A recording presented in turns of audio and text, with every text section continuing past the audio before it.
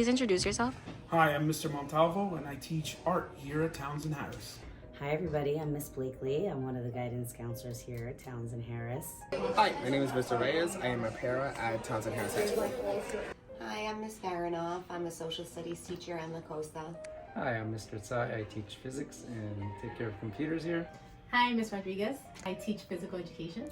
It's Mr. Geldman, Senior Advisor.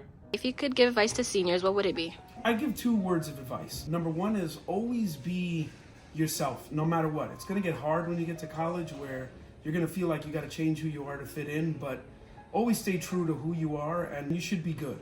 And then the second thing I'd say to you is be patient. A lot of times we get to college and we want to get to that next level of our life, but really just be patient and trust the process.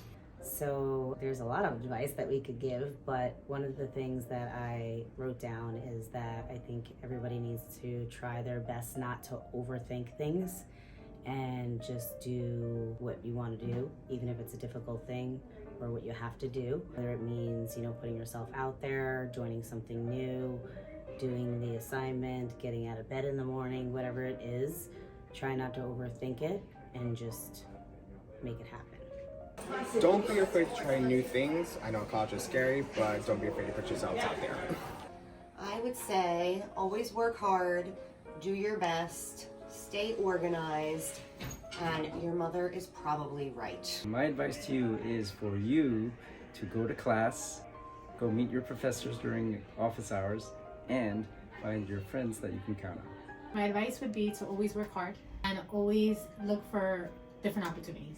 Take any opportunity you can find, because I believe that opens plenty of different doors and you don't know what path that's going to take you on.